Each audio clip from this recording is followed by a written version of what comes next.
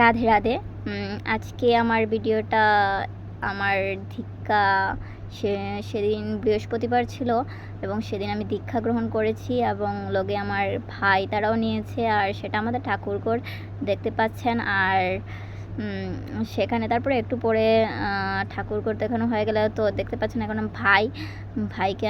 ভাইকে তিলক দিচ্ছে, তো দেন দীক্ষা গ্রহণ করবে বলে। আর আমি বলছিলাম ভাইকে যে ফটো তোলার, ভাই না করছিল, এটাই দেখতে পাচ্ছেন। এরপর কাকুও দেখতে পাচ্ছেন, তারপরে কি আর এখানে তো আমার ঠাম্মা, এই দেখতে পাচ্ছেন একদম বয়স্ক করে, উনি আমার ঠাম্মা আর পিসি। তারপর আমাদের যে গুরু ভাই তারা গল্প করছে এবং সেটাই বলছে যে আমাকে যে চলনা করে দীক্ষা, আমার দীক্ষাটা হয়েছে চলনার ভিত্তিতে, মানে আমাকে বলা হয়েছে যে আমাকে মন শুদ্ধ করবে। আসলে আমরা জানি যে বিয়ের আগে মেয়েরা দীক্ষা নিতে নেই, এগুলো জাস্ট আমারও ইচ্ছে ছিল না, বাস।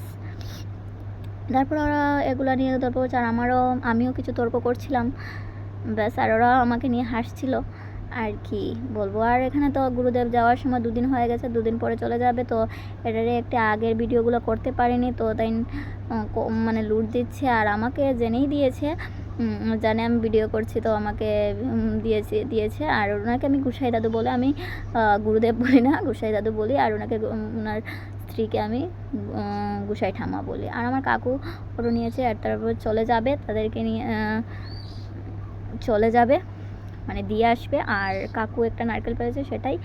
আর তো আর কি, তো আজকের ভিডিও মনে হয় এতটুকুই থাকবে। আর কিছু মানে আর যদি অন্য দিন যদি কোনো ভিডিও নিয়ে আসতে পারি, তো আজকের জন্য অতটুকুই। আর যদি ভালো লাগে ভিডিওটি লাইক সাবস্ক্রাইব করতে ভুলবেন না। আর ওইদিকে আমার পিসি, আর দেখুন আমাদের গুরু ভাই অর্থাৎ গুসাই দাদু, সরি, আর গুসাই ঠাম্মা, তাদের মুখ দেখা যাচ্ছিল না, তো দেখাতে পারিনি। আর উনি হলো আমার কাকিমা। Bye bye.